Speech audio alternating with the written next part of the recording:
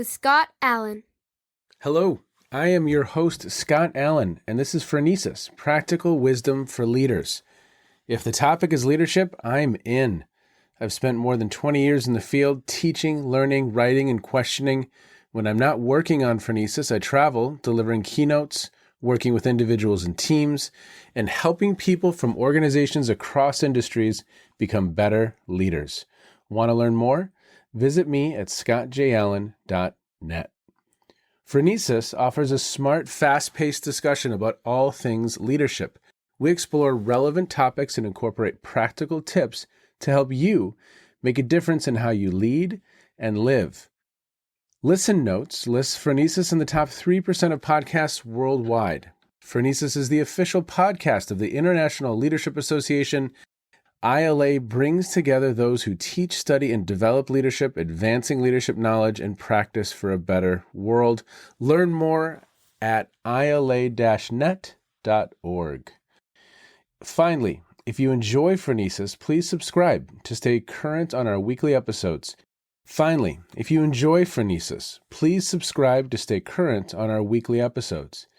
you find an episode that resonates, please share it with your colleagues and friends.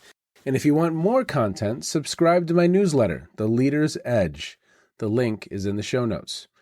As always, thanks for listening. And now, here's today's show. Okay, everybody, welcome to the Phronesis podcast. Thank you so much for checking in wherever you are in the world. I have another fun episode today with co-host Father David McCallum. And as many of you longtime listeners know, he is a Jesuit priest and leadership educator. He serves as the founding executive director of the Program for Discerning Leadership, a special project of the General Curia of the Society of Jesus, Georgetown, and the Gregorian University. The program provides leadership formation for senior Vatican officials and major superiors of religious orders in Rome, Italy, and internationally. Currently, Father McCallum lives in Rome and serves as a member of the Secretariat for the Synod of Bishops Commission on Methodology, supporting the synodal process initiative by Pope Francis, and as adjunct faculty in the Institute for Anthropology, Interdisciplinary Studies of Human Dignity and Care at the Pontifical Gregorian University. And our guest today, Dr. Aliki Nicolaides, is Professor of Adult Learning and Leadership at the University of Georgia in the program of Learning, Leadership, and Organization Development. Her research centers on exploring the interactive dynamics of learning that generate personal and societal transformation. She accomplishes this by focusing her research on the role that learning plays in activating the vital potential that connects self and society. Her desire for creating tools and scaffolds that grow individual and collective capacity for both inquiry and action is central to her approach to teaching and mentoring the next generation of scholars and leaders of change. Dr. Nicolaides is co-founder of the Generative Learning and Complexity Laboratory that brings together scholars and practitioners of learning and complexity science to reimagine learning and development through the lens of generative knowing and complexity learning. The results of her scholarship are shaping a new philosophical strand of adult learning, what she describes as generative knowing, ways of being and becoming that liberate potential creatively. Dr. Nicolaides is founding steward and current director of the International Transformative Learning Association. And of course, her book was recently released, Generative Knowing, Principles, Methods, and Dispositions of an Emerging Adult Learning Theory. That's where we're going to have some of our conversation today. Doctor, what else do listeners need to know about you? What is not in that bio that people might find interesting? Well, thank you for that introduction. And it's so fun to be here with both of you. What people don't know about me probably is that I live in a multi-generational home with my 92-year-old father and almost, I'll just say, septuagenarian mother. She doesn't like me to tell her about the precise age. They are currently away visiting my sister. And so I have a task which my father tutored me on, and that is how to water his pea shoots. So my father's hobby is gardening. And when he leaves, I must take care, tend to those little flowers that he's planting or vegetables that he's planting in a very particular way. And I have stress about it because you have to use the shower part of the hose so that you can water. You have to wiggle it around. You can't put the water directly on the plant because they're too young. So anyway, This sounds like a whole world. This is big business. this is big business. Yeah. Well, and Father David, how are you, sir? I'm really well. Thanks very much, Scott. And where are you in the world today?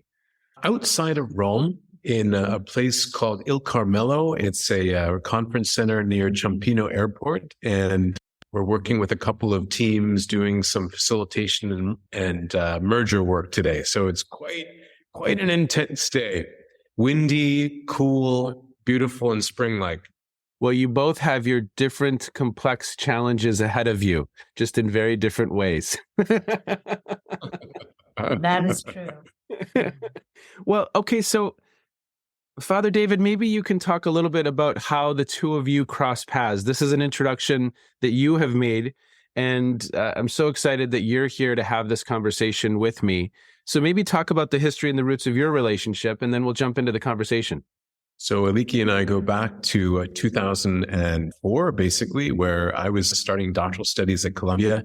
Aliki was there for a year already, a known quantity for the faculty and that community. And when I came into the program, it was immediately clear to me she was a force to be reckoned with.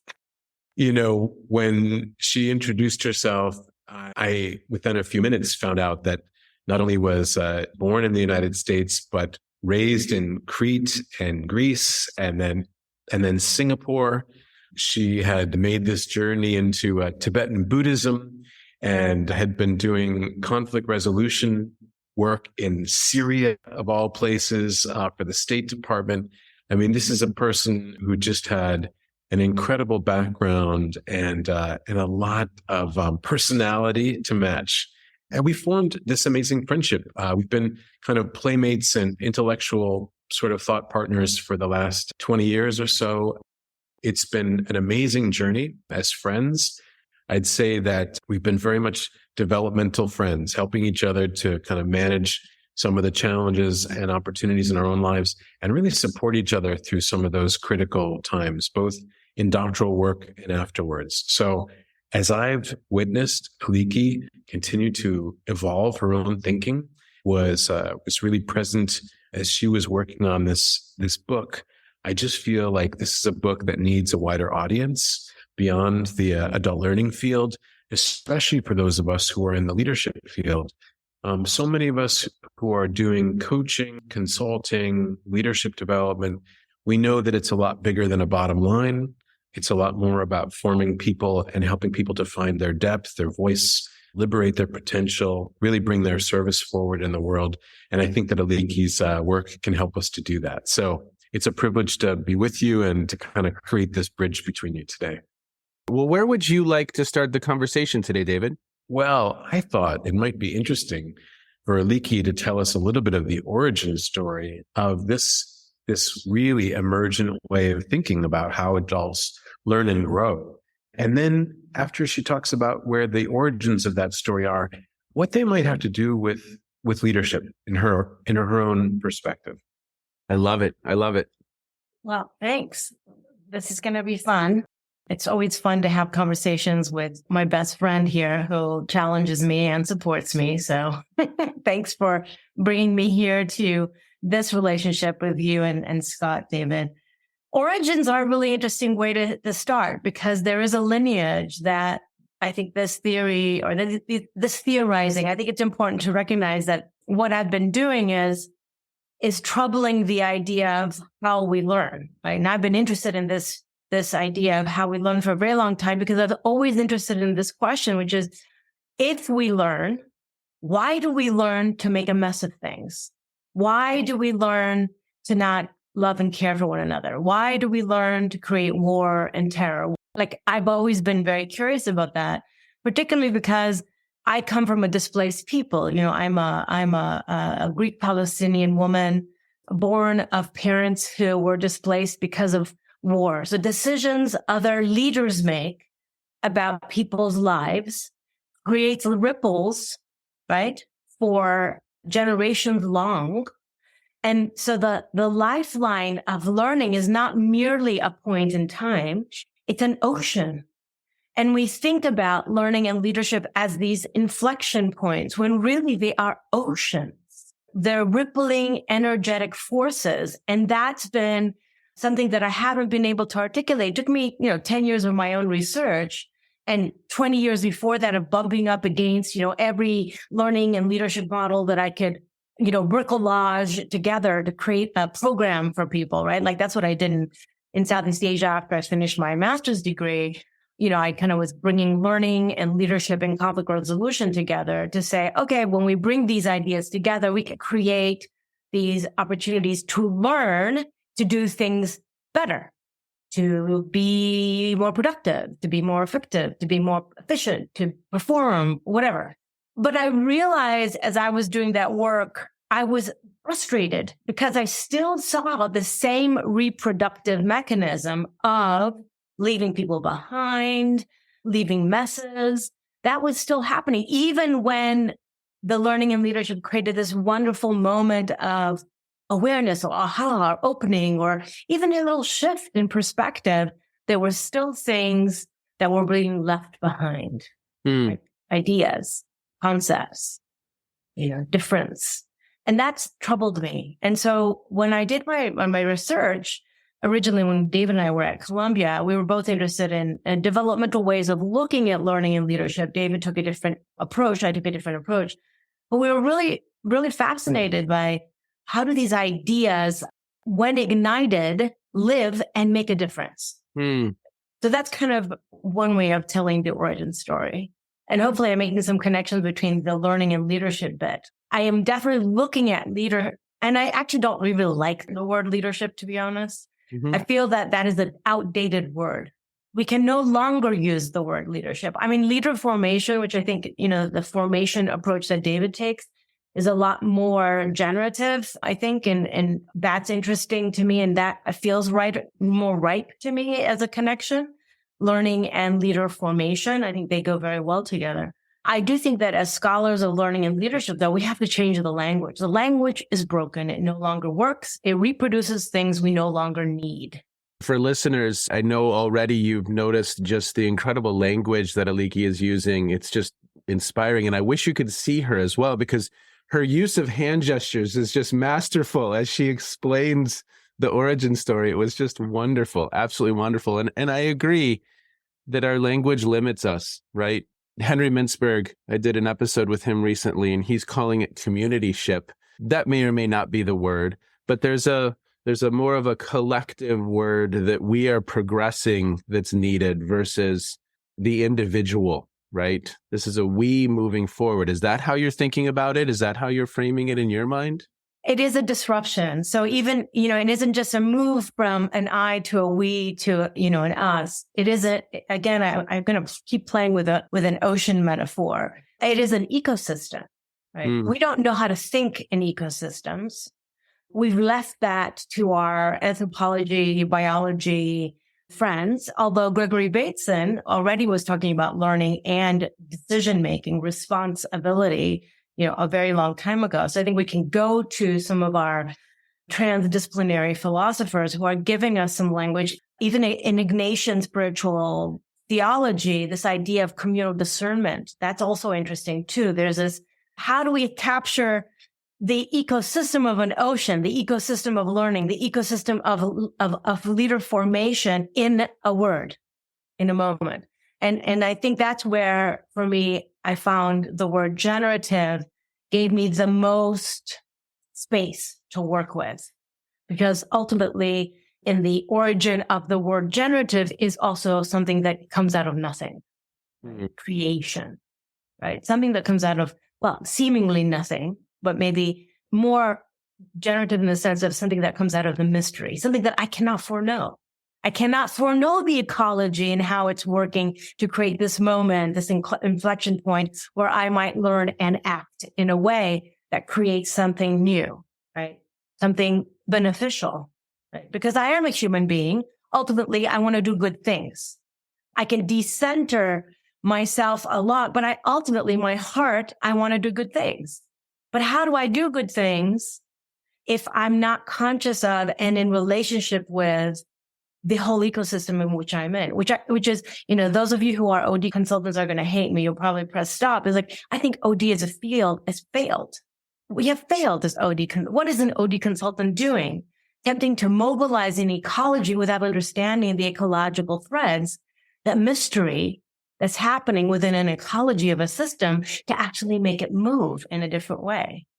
I would much rather have that as what would be the Jedi training, because it is May the 4th. What's the Jedi training of learning and leader formation that allows us to move with an entire ecology? Now that's something new. And that's where I hope generative knowing is like a portal or a door opening so that we can discover that together. I mean, I think Mintzberger's right. It is a battle we-ness, but we have to call it something else. It's a more than we. Well, it's funny. First of all, Scott, I'm so glad that you brought our listeners' attention to these incredibly poetic gestures that Aliki makes with her hands. No Roman or Italian has got anything on this Greek Palestinian for expressiveness. Number two, as you have already pointed out, and I'm really feeling right now, kind of humbled by the way in which, Aliki, you're presenting just this incredible field in which we are trying to navigate and make sense these days. Like you said, and I know that water is a very powerful metaphor for you, it's like standing before the ocean and trying to make sense of what's below the surface.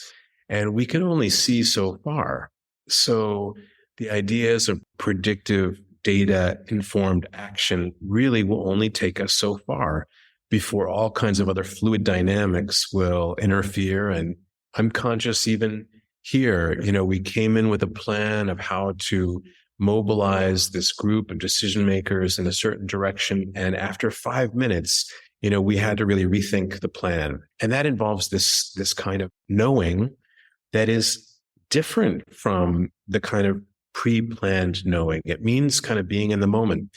I wonder if you could say something about how this emerging theory of knowing helps you to convey to your students, the people with whom you're interacting, the importance of being in relationship to this ambiguous field, right, in which we're navigating these days. Does that make sense as a question? Yeah, sure. And I want to also honor that we can't get where we are without where we've been, right? And where we've been in terms of how we've thought about how learning and leadership intersect in order to create change, right? Like all of us here on this call, that's what we do. We want to create change, and we think learning and leadership in some configuration is going to make that change happen. That comes from a kind of mechanistic mind, right? And whether we like it or not, the Industrial Revolution has influenced all of our theories of learning and change and leadership until now. Maybe now is not this moment, but the last 25 years or so, we have had a new revolution brewing, which is artificial intelligence, right? Internet, Industrial 4.0, whichever version of the story you want to tell. That is a new energy that is underneath us. And it's starting to emerge, right? So that's emerging. The reason why I'm bringing this up is because we're of the age. I mean, we're all Star Wars geeks, right? And we remember the origin stories of heroes and heroines and also beyond the mystery, right? Like Star Wars introduced mystery. It wasn't just about Luke Skywalker. It was about the configuration of the Jedi together that would, essentially defeat the Empire, right?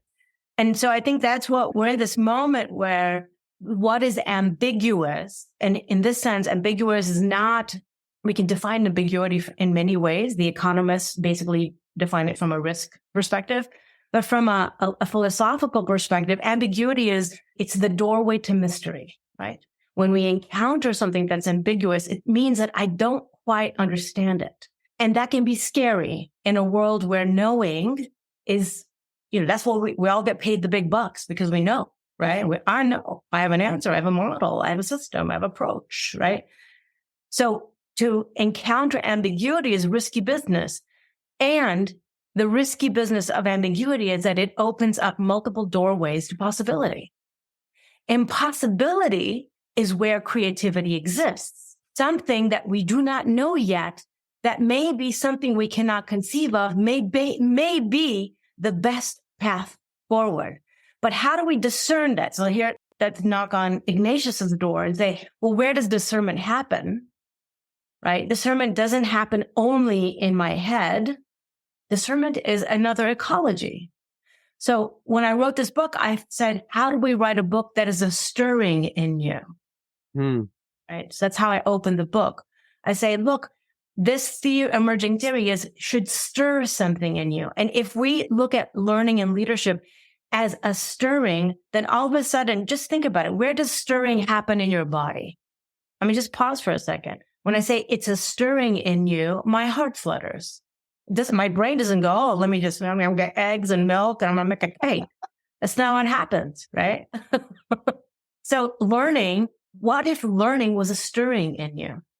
So what is it ultimately? What is a good leader? A good leader knows how to respond in the moment. That's what a good leader is. That's it. That's how I define it.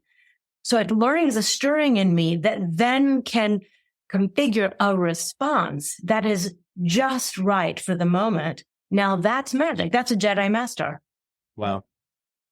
So that's it. I'm just doing Jedi stuff. That's what I'm doing. I'm just doing Jedi stuff. Well, David, even as you reflect on what Aliki just said, I mean, I'm sure some of that in the experience that you're having right now, I mean, did some of what she just said resonate for you based on literally some of the dialogue and discussions you're in now? Oh, yes. I mean, I hate to admit it, but she's always right. And I'll tell you this, I used to go kind of kicking and screaming along, as Aliki would say, no, you've got to get out of your head, pay attention to what your heart is telling you, pay attention to what sensations are coming up in your body, get in touch with where your intuition is getting tweaked, or you have this sense of metaphor, that's working in you. And I have to say, in the first couple of years of our doctoral work together, I used to just instinctively deflect or resist or like clench up when she would do that. And I don't know if you can relate, but somewhere along the way, all that stuff begins to shift. I think we start to unlearn some of the programming that we've experienced in our own educations. We start to get a little bit more trust in our own felt experience. Even that expression, felt experience, used to drive me bananas. And now I think to myself, yeah, all that I've been doing over the last 3 days of facilitation with this group has been drawn from this felt experience. It's this sense of the tacit knowledge, as you said, Aliki, that comes from our past experiences. But it also means kind of feeling into what seems to be emerging next and testing it out and auditioning ideas and trying something out in an experimental way that may or may not fly, but sometimes shockingly amazing things happen. So we've taken lots of risks this past week. We've done lots of pretty symbolic sort of gestures amongst this group to get them mobilized. And as if you were, looking at this work as if you were a shaman moving energy around and trying to unlock blockages and remove obstacles and direct energy in a more deep and kind of fluent way. That's what this work feels like at a certain level. And do we have the freedom to talk about it that way, to engage our senses in all those ways? I really think, Aliki, that you've really helped me, get here. Well, now it's made public, David. So, I mean, now it's recorded. You will forever never be able to live that down. So, thank you for making this recording. Your work really is liberating. Well, I think it's liberating. Well, so there's a beautiful phrase that Ann Pendleton Julian said to me once. She said, complexity traffics in ambiguity. It's just a simple way of thinking about that, particularly, and let's just keep using David's context. I mean, you're in a context that is rapidly changing. I mean, a historical context that with thousands of years of history It's in another inflection point, right, in its history and its emergence. And you're responding in the moment, and the way that you're responding in the moment is accompanying people to pay attention in a different way. I mean, I think it's great that you have a meta theory called, Ignatian spirituality, which allows this notion of discernment to be discussable. But then what is discernment but the stirring within, right? The stirring that when I'm in a group of, my supervisors, or like for me, I supervise doctoral students, groups of doctoral students. When I'm in a group of doctoral students and I sense the fear, I sense the anxiety, my response to that will move that group in a particular way. And I've learned that. And I used to feel my anxiety as a novice professor was, I've got to get them through the next milestone. And now I've let that all go. In that moment, I'm paying attention to the sensation of, where is this group of people moving in response to something they cannot foreknow? No one knows how to do dissertation until they do it. And all the way to do it is kicking and screaming and hating it, right? So now that I know that, how do we do change? We never do change according to any plan. Never. I don't know of any model that works that way. So why do we insist on creating these superficial, these maps of a territory we can never know until we're in it? But how do we stand in a territory that is completely unknown to us without losing it? I mean, that's really the invitation. And so, when you create the containers, that's where developmental theory really helps, is like, we now know that if we create enough supports and challenges in a context where there's ripeness and readiness for someone to be in the ambiguity, now we have an ecosystem where potentially new learning can happen and something can emerge that will be the right response. And that's what we're in the business of now, I think, as educators, as researchers, as actors in the world, as facilitators, is we're facilitating movement. The movement, I mean, in David's context, it's a movement of spirit. And maybe our movement, it's the movement of willingness to receive new learning. This is a little bit of a challenge, but maybe it's not a challenge. Maybe it's also just building on what you've just shared. At times, I'll just be honest, I feel that sometimes my sense is you overemphasize the ambiguity, the mystery, the sense in which we just don't know. And I want to hold on to the idea that we could at least throw down a couple of stones into the water to use as stepping stones. So they may not be models that are 10 steps and, here's the blueprint to delivering on your dreams, right? But there's something about, putting down the next steps. And it seems like that's what you're talking about. David, I think that's a really wonderful thought. Aliki, as you were speaking, I was trying to think of, in our formation of leaders, what's the closest we get to what you're saying right now? And it seems to me the closest we get would be like adaptive leadership with Heifetz and Linsky, where it's less about, here are the 4 aspects of the 4 I's of transformational leadership, or LMX, or I had a conversation once with a very influential expert on change. And I said, is it always these 9? And he said, always. I said, for real? Oh. Said always, right? Oh. And, so to your point of that kind of mechanistic way of kind of doing this work, we then go out and share that with the masses. It's always these 9. It's in many ways setting them up to fail. And so would you agree that maybe Heifetz is the closest we get to helping people better manage some of this space, but it also maybe provides some stepping stones to your point, David? I just would love to know your reaction to that. I mean, I think David's challenge is fair in the sense that I get to step really, really deeply into the ambiguity because I'm not as scared as I used to be about it. And because that's where I'm sort of situating my scholarship, I'm willing to go there because I know there's still things to be discovered. So let's just, name that that's my role as a scholar, is to be in the deep of that for now, because I don't need to drag everyone else there right now. And how does this, in the deep connect? I think Heifetz is a wonderful first step. Heifetz does the best job of what I call the encounter with ambiguity. Heifetz is brilliant at it because he deconstructs all of the learned models that we have about entering the dynamics of complexity, right? So I would say Heifetz is right there those are great tools and ways to enter the fray, so to speak. How do we enter the fray of the complexity of a system? Heifetz and Linsky are brilliant at that.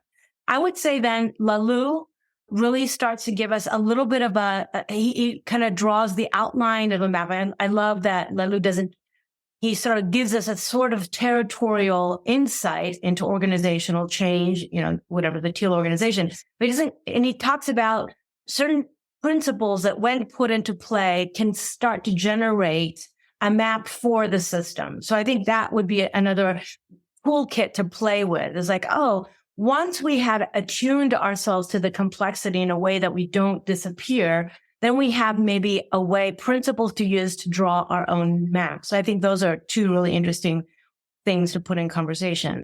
And I think where developmental theory is helpful is particularly at the level of the collective. Developmental theory can allow for developmental diversity to sort of be expressed and find new rhythms, new water level points, so to speak, within a system that I think can then generate new responses.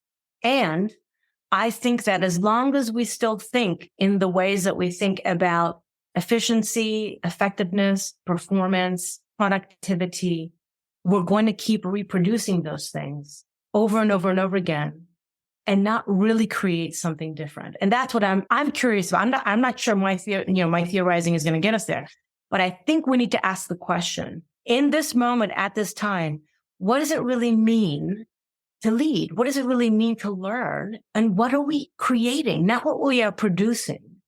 What are we creating? And I think that's an interesting question.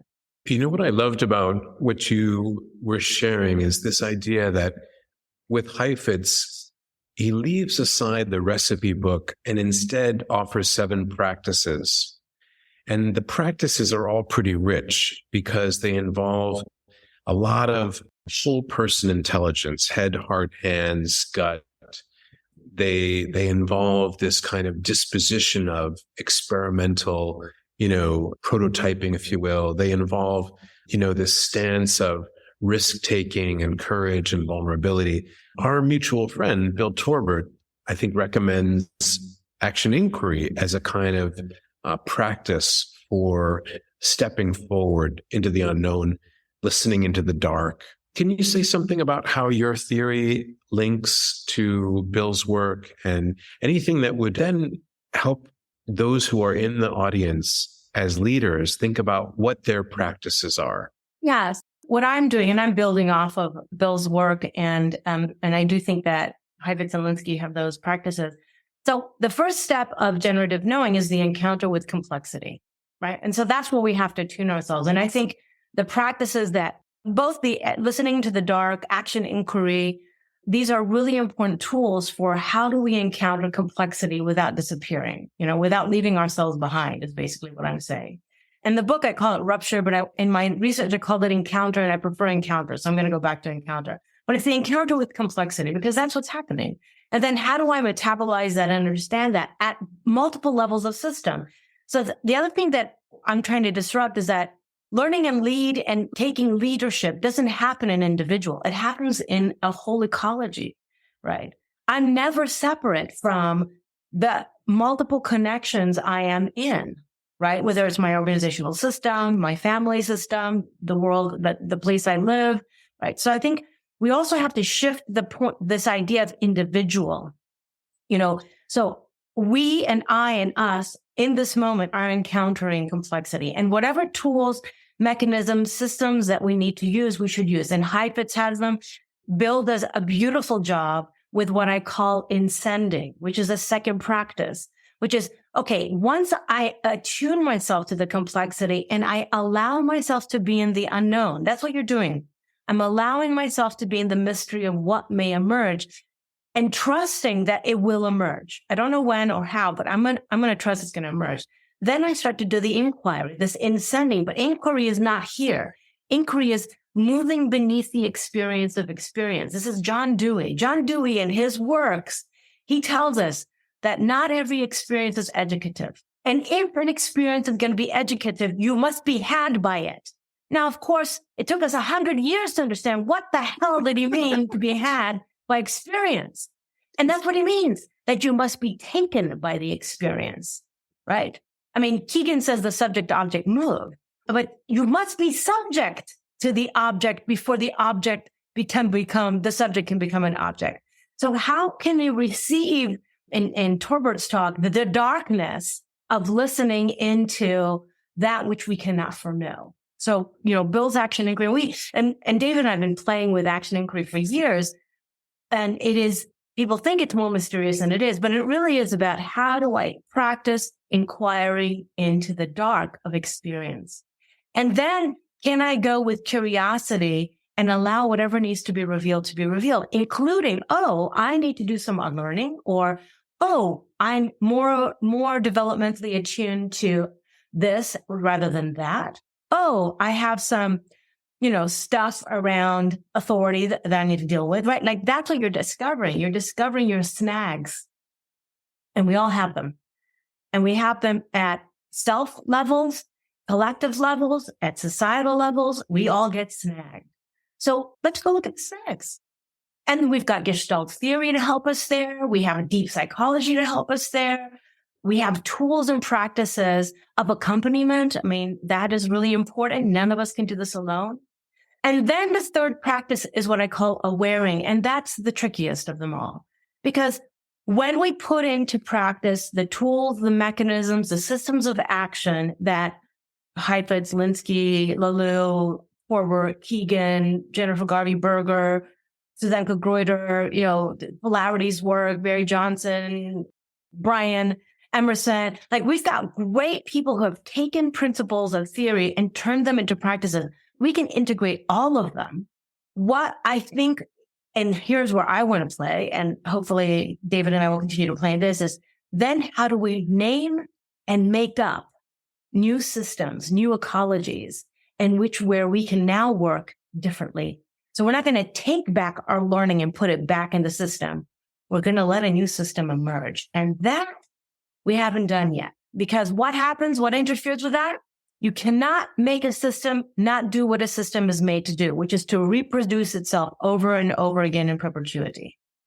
And that looks like profit for some systems. It looks like, a particular mission in some. How can we surrender? How can we allow the system itself to die to itself? That's Bill's work. How do we let it die to itself so that a new system emerges around us? Now that is mystery. That's walking on water. Wow.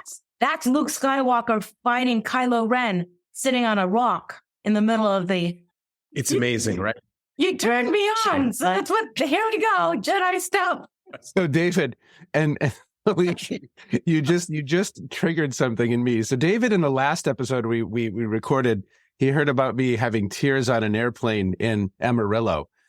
One of the times before that I had tears in my eyes was when in the latest series, it was around the holidays, and I went to the theater alone, and I was watching this, and when Han Solo and Chewbacca came into the scene, I had this moment back to 1977 in my mind, and tears welled up in my eyes, right? And when Leia passed away and R2-D2 is right there, I had tears in my eyes.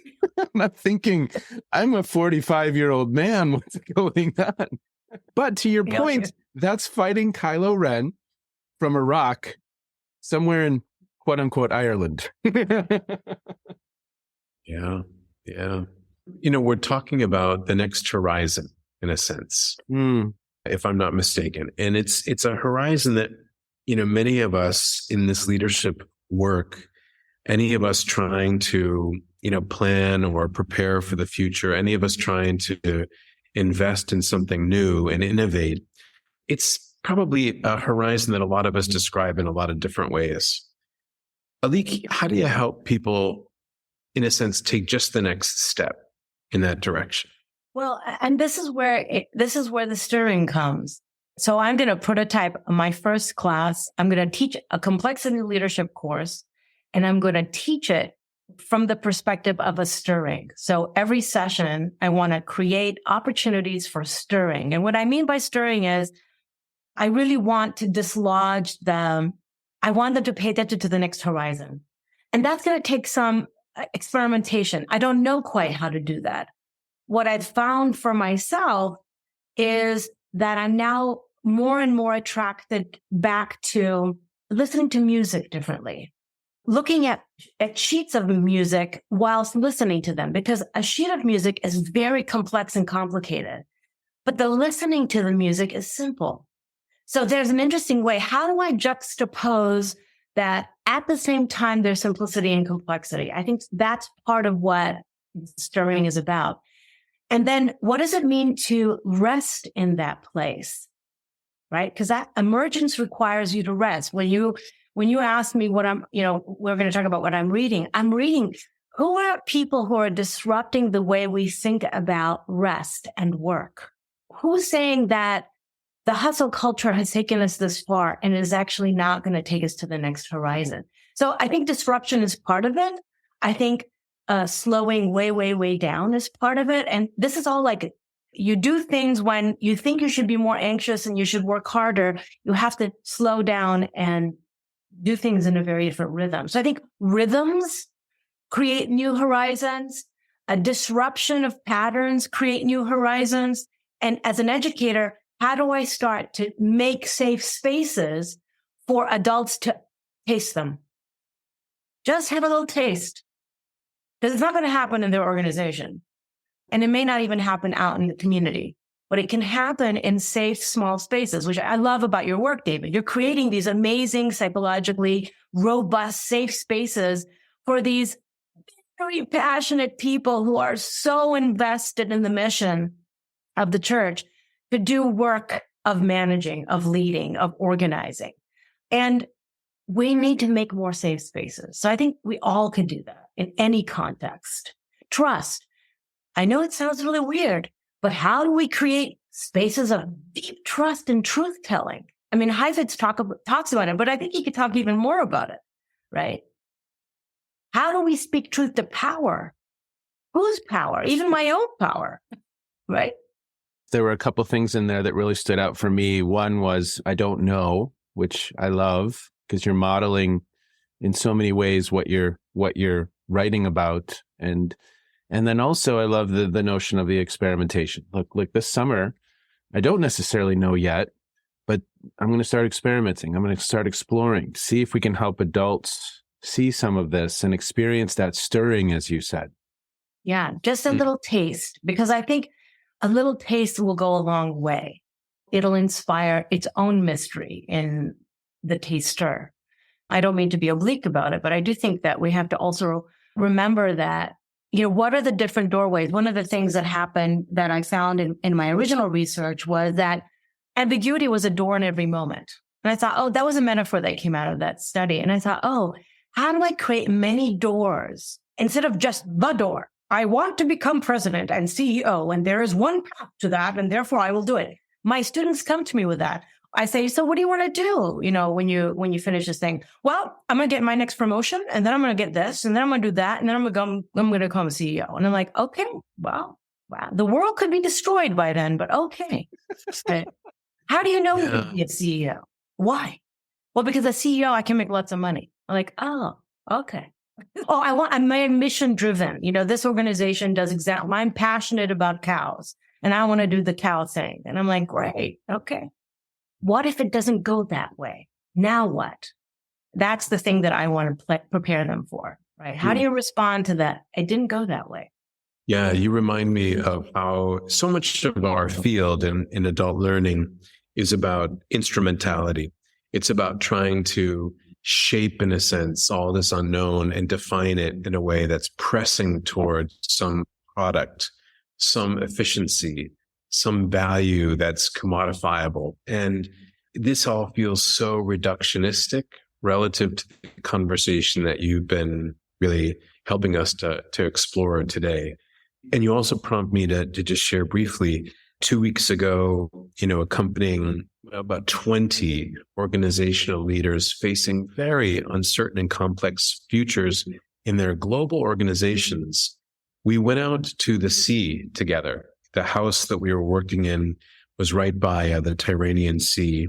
For half an hour, we invited people to take their shoes off and walk basically on the beach. The water was chilly. It's a pebble beach. There were wildflowers on the shore. The wind was blowing, and the breeze was creating all kinds of ripples that were glistening in the sunshine. That half hour of time by themselves, but by the sea, generated so much insight, creativity, metaphors, and in a sense, stirred the dynamic of their creativity about how they were approaching their adaptive challenges and their case studies, which were filled with obstacles and challenges.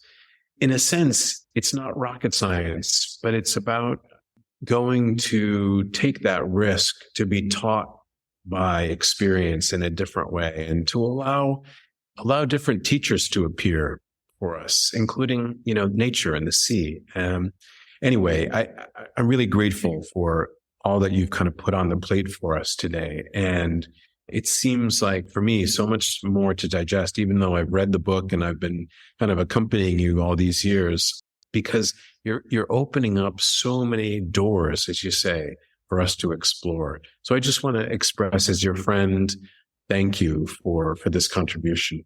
Just the beginning. Thank you. Well, and I will put links to some of your articles, the book. I will put all of that in the show notes. And so that will be there for listeners to explore more, because I think we've definitely set the table for some really, really cool reflection and opportunities for making sense, for helping listeners make sense of not only what we're talking about, but what they're experiencing in their lives. So as we close out for today, I would love to just hear a little bit more. I know that you, Aliki, had mentioned something that you've been exploring a little bit, but what have the two of you been listening to or streaming or reading? What's caught your attention in recent times? And it could have something to do with what we've just discussed. It could have nothing to do with what we've just discussed, but what's been on your radar? Well, there's a couple of things. My friends who know me well and know that I have a hypervigilant over responsible muscle are sending me books like How to Do Nothing, Resisting the Attention Economy by Jenny Odell, which I haven't started, but I will. And then Rest is Resistance, a manifesto by Tricia Hershey, which I have started, and it is quite good. So I think there's a message being sent to me, so I have to pay attention to that. But the other thing is I'm actually immersing myself in, it's something that I've known about, I've been circling about, but finally it happened. And Nora Bateson is hosting Warm Data Labs. And something that's happened for me when I'm now working in the more than human space, so artificial intelligence. And artificial intelligence has, I think, something that we need to pay attention to in a very slow and deliberate way. So I'm actually working in this sense of what's the warm data, that relational, entangled, visible, invisible data that I want to continue to tune myself to, because that is the gift of my being human and not artificial intelligence. So I'm kind of interested I'm excited that artificial intelligence can now listen to a meeting and give me a summary of a meeting. I guess if I'm a CEO, that's really important because I can't be at 10 places at the same time. However, I'm always going to be missing the energetic dynamics, and I don't want to give that up. So I think I am of the age where I'm not ready to become the Borg. I still want to maintain being human. So I'm interested in that. And that's an edge for me. And I'm working with engineers. I'm working with computer scientists. They use language I don't understand. But I want to be in that mix because I think it's important for me, as somebody who's interested in generative knowing, to continue to bring that mysterious warmth to the conversation. Well, and you are now introducing Star Trek into the conversation here. So that's Yeah, we'll have to do another podcast. Father David, how about you, sir? Well, I'm so glad that Aliki had all these amazing things that she's doing, because I have to admit, at the end of the day and the little bit of free time I have before I go to sleep now, I'm watching stupid pet videos, basically, and reruns of Star Wars Rebels. It's just been that kind of a couple months. So Aliki, thank you for keeping us highbrow in the territory of academia. Yeah, I'm going to let you do that heavy reading on my behalf for a while. I think whoever sent you How to Do Nothing, when they ask you if you've read it, you just say no. Yeah. Great. Yeah. No. No, I didn't read that. Sorry. Well, to the two of you, thank you so much for a wonderful dialogue today. Can't thank you enough for your time. Be well. Take care. Thanks for your good work. To the two of you, thank you for your good work. Thank you, Scott, and for all that you're doing. And may the force be with you. Thanks, you too. Okay, Father David, that was a really, really fun conversation. Not only as we reflect on it now in literally September, and this was recorded back in May the 4th. It was wonderful to re-listen to this dialogue. And as we were planning this conversation, I had come across a quote in her work that really, really fascinated me. It was from 2015, an Adult Education Quarterly article. And she said, "The findings show that for those adults with more complex forms of knowing, doing, and being, an encounter with ambiguity reveals the mysteries of potential." And wow, right? I mean, that seems to me working in that ambiguity is the work of leadership. Would you agree? I totally agree. Both in Aliki's research and in mine, one of the things that became apparent is that as people continue to advance down that path of adult maturation and cognitive complexity, one of the things that subsides is the fear response to the unknown. In fact, for many people who have the value of more perspective on life, more tolerance for ambiguity, more willingness to be in relationship to complex circumstances, that in fact, they begin to see ambiguity as a field of potential to be shaped rather than something to be managed or controlled. And when a person has that view toward ambiguity, all of a sudden, a sense of agency and creativity are available, which weren't before. You were either reacting or fleeing from those circumstances. But, as Bob Anderson and the folks at the Leadership Circle suggest, when a person is moved into those later stages, the capacity to, in a sense, tolerate that ambiguity and in fact see it as an opportunity really is very exciting. I think the challenge that leaders face is, how do you help the rest of your organization also get to that place? Because being pushed out of people's comfort zones, the adaptive work that we draw reference to in the conversation, Heifetz's work, it's very scary for people. And I think in Aliki's work, she's got such a bias to going into those places which a lot of people fear. The reason I think she's motivated to do that is, if we're constantly learning in these instrumental, highly controlled ways, we're just going to keep repeating the past. But if we allow ourselves to do what she's suggesting, which is, as leaders, when we get to a place of disruption, crisis, or conflict, we pay attention to what's going on, we slow down the rhythm, we create these safe spaces to sense what's being called forth from us. We dig into our values, our sense of purpose.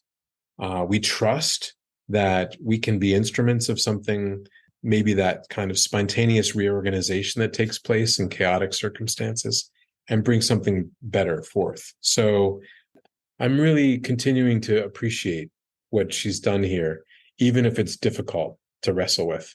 Well, and from the sounds of it, Father David, you're doing some of that work yourself. You're existing in that space more and more as you facilitate discussions and dialogue where there's a number of competing commitments and personal agendas that walk in the door. I mean, that in some ways is the work. Wouldn't you agree?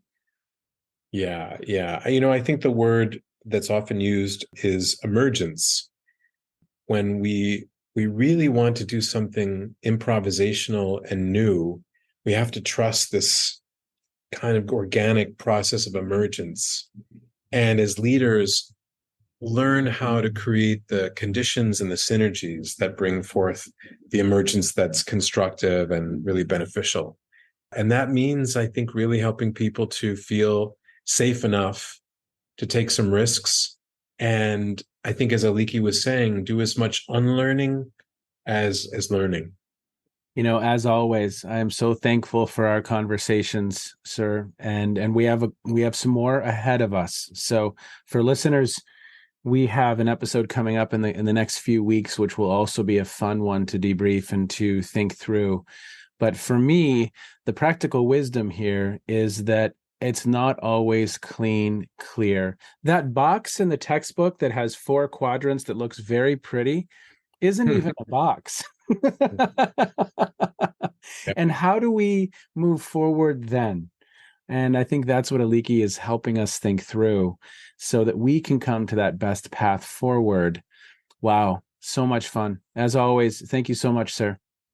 Thanks, Scott. I love these conversations, and I think you're creating such an amazing space for deep reflection, and reflection that really could touch people's lives in meaningful and impactful ways for the good. So thanks again. It's an honor. Well, thank you so much. Be well. You have just finished another episode of Practical Wisdom for Leaders with Scott Allen. To contact me, visit scottjallen.net or send me a note at scott@scottjallen.net. I'm also on LinkedIn, so let's connect. If you have feedback, I'd love to hear it. And as always, thank you so much for listening. And now here's my daughter, Emily, with the outro.